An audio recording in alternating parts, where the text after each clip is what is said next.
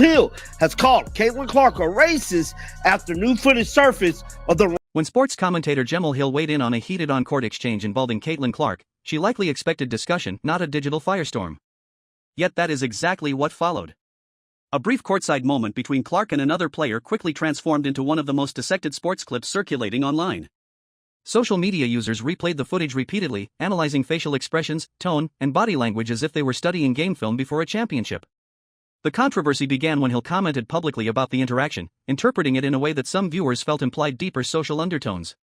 Within hours, debate erupted across platforms. Some agreed with her perspective, arguing that sports moments can carry broader cultural meaning. Others pushed back strongly, insisting the exchange had been misread and that it reflected nothing more than standard competitive intensity.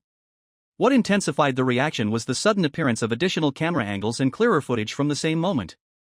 These clips circulated rapidly, giving viewers what many believed was fuller context. To critics of Hill's interpretation, the new angles seemed to contradict the idea that anything beyond routine game tension had occurred. Supporters, however, maintained that interpretation is subjective and that multiple readings of the same interaction can exist simultaneously. The result was a rare phenomenon in modern sports discourse. A single, brief interaction became a viral flashpoint that drew in not only basketball fans but also commentators, analysts, and casual observers. Entire threads and video breakdowns appeared, each attempting to prove or disprove what the moment really meant. Some focused on slow-motion replays.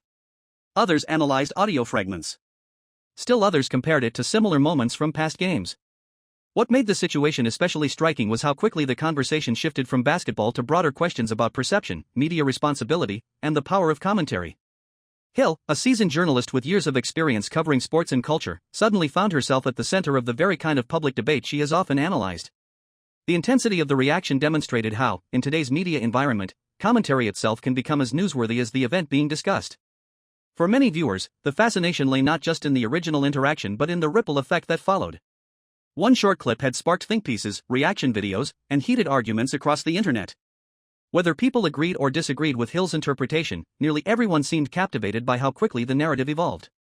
And that rapid escalation is precisely why the incident continues to draw attention, because it shows how a single moment in sports can ignite a much larger conversation about interpretation, context, and public reaction. Got busted, Steve. She got exposed once again. It looks like in September, Jemele sent a lengthy tweet saying Caitlin Clark doesn't get the same hate. The most dramatic turn in the story came when clearer footage surfaced online, offering additional angles of the exchange. Viewers who believed the original interpretation had overstated the situation pointed to these clips as evidence that the interaction was purely competitive. They argued that the new visuals showed standard defensive pressure and a confident response, nothing more. Supporters of Hill's perspective, however, cautioned against assuming that video alone settles interpretation. They emphasized that meaning can depend on context, tone, and personal perspective, not just visuals. This disagreement created a classic online stalemate. Both sides cited the same footage yet reached opposite conclusions. The debate soon expanded beyond the clip itself into a broader conversation about commentary in the digital age. Analysts discussed whether public figures should wait for full context before offering strong opinions, while others argued that real-time commentary is an essential part of sports media. After all, much of sports discussion happens immediately after games, when reactions are fresh and emotions are high. Another factor fueling the discussion was the speed at which narratives form online.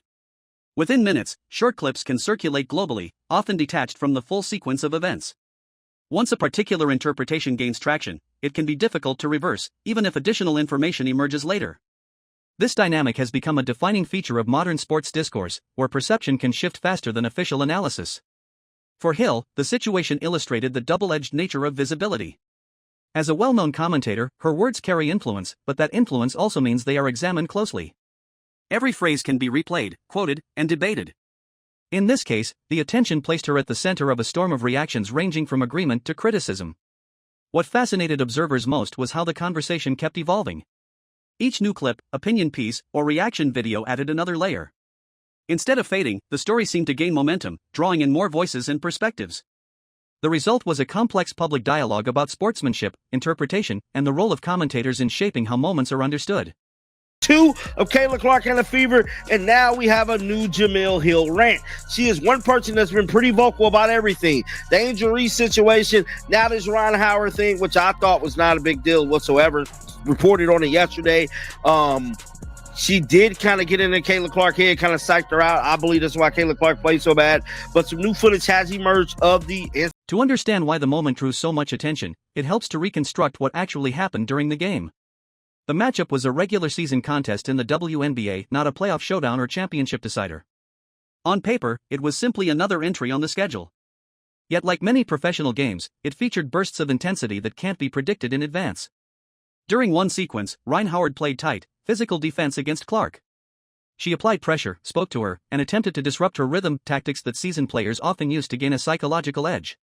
Trash talk, strategic positioning, and close guarding are all long-standing elements of competitive basketball, seen at levels ranging from street courts to professional arenas. From courtside angles, the exchange appeared tense but brief. Howard leaned in, Clark responded verbally, and play continued. There was no stoppage, no official review, and no disciplinary call associated with the interaction. To many viewers watching live, it registered as nothing more than a typical competitive moment, the kind that happens dozens of times in any given game. Yet context matters, especially when clips circulate after the fact. Once the moment was isolated from the flow of gameplay and shared online, it took on a different character. Removed from the surrounding action, it became a standalone scene open to interpretation. Viewers who hadn't watched the full game saw only a few seconds of footage, which can sometimes lead to assumptions that differ from those formed by watching the entire sequence unfold. Sports historians often note that rivalries and confrontations are part of what makes competition compelling. Iconic leagues and players are remembered not just for victories but also for intense face-offs that revealed personality and determination. In that sense, the Clark-Howard exchange fits squarely within a long tradition of athletes testing each other mentally as well as physically. What transformed this particular moment into a viral debate wasn't the interaction itself but the interpretation layered onto it afterward. Once commentary framed the exchange in a certain way, audiences began watching the clip through that lens. Some saw confirmation of the commentary. Others saw evidence against it. And because both groups were looking at the same footage, the disagreement became even more pronounced. Each side convinced the visuals supported their view. By the way, absolutely silenced everybody yesterday. The woke media was all on her. I hate to even mention this complete jackass, Jemele Hill, and others were all in her business. It's white privilege. She hits these threes. Man, I don't give a damn if it's white, black, or green privilege. Jemele Hill, she blames the media for covering Caitlin Clark. She's tremendous on television. What a missed opportunity for the national media to really evaluate who she was as a person. Why? Whereas it feels like our black athletes get the same amount of coverage. By her second professional season, Clark had already developed a reputation for composure under pressure. Teammates and analysts frequently praised her ability to remain focused even when opponents attempted to rattle her. That reputation shaped how many viewers interpreted her response during the exchange with Howard. When she answered confidently and stood her ground, supporters described it as a sign of mental toughness rather than hostility. Moments like these are common in high-level sports. Athletes test each other's confidence, sometimes verbally, sometimes through physical intensity. The goal isn't necessarily confrontation, it's advantage. A defender might try to unsettle a scorer's rhythm. A scorer might respond with words that signal unshakable focus. This psychological chess match is part of what makes professional competition so compelling to watch.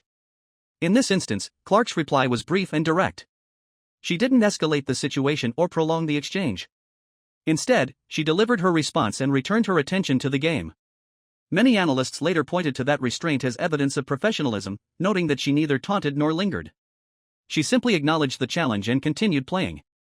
The controversy arose when interpretations of that response diverged. Some commentators suggested the remark carried broader implications, while others insisted it was nothing more than standard competitive talk. The disagreement highlighted how tone and context can be perceived differently depending on the viewer's expectations and prior assumptions. In sports communication, even a short phrase can be analyzed in dozens of ways. Fans who defended Clark argued that confidence is often mistaken for aggression when viewed outside the full context of a game. They pointed out that players across all leagues routinely exchange words during intense matchups without those interactions being considered unusual. Critics, however, maintained that public figures' words deserve scrutiny and that interpretation is part of responsible commentary. What everyone agreed on was that the incident demonstrated how quickly a routine in-game moment can evolve into a major talking point. The athletes themselves had already moved on to the next possession, but the conversation among viewers was only beginning. And once discussion shifts from the court to the court of public opinion, it tends to last far longer than the play that sparked it. Caitlin Clark taking it back, and you can see the hold there. Then Rhyne Howard doesn't like that. And there's some. As discussion intensified, commentators across sports media began opening their segments with some version of the same statement. Something unusual had just happened, and it needed unpacking. The situation had scaled beyond a routine highlight or post-game debate. Instead, it had become a full-blown media storyline, with analysts scrutinizing not only the play itself but also the commentary surrounding it. Many observers felt Hill's remarks crossed into controversial territory, arguing that she had drawn conclusions that the available footage did not clearly support. Others countered that her comments were being taken out of context or interpreted more harshly than intended. This divide created two distinct camps online, one insisting she had overreached, the other defending her right to analyze events through her own perspective. The metaphor many commentators used to describe the backlash was that of a spark unexpectedly igniting dry grass. What began as a brief opinion quickly spread into a much larger reaction, fueled by reposts, quote tweets, and reaction videos. In the digital era, moments like these can expand at astonishing speed. Algorithms amplify engagement, and controversy tends to generate the most engagement of all. As a result, the conversation didn't just grow, it multiplied. Talk shows and podcasts began dedicating segments to the issue, dissecting the language used, the tone of voice, and even the timing of Hill's remarks. Some analysts suggested that the episode illustrated how fragile reputations can be when public statements are clipped and shared widely. Others argued that public figures, especially commentators, should expect intense scrutiny because their words shape narratives seen by millions. Meanwhile, fans who watched the original game without hearing any commentary expressed surprise at how much debate the moment generated afterward. To them, the play had seemed routine, part of the natural tension that arises in competitive sports. Seeing it transformed into a cultural talking point felt unexpected, even surreal. That disconnect between live viewers and online audiences became another layer of discussion, a reminder that context can change depending on how and where an event is viewed. By this stage, the focus had shifted from the athletes on the court to the conversation about the conversation. Instead of analyzing strategy, defense, or scoring, people were analyzing interpretation itself. And that shift revealed something important about modern sports culture. Sometimes the loudest drama doesn't come from the game, but from the reactions that follow it.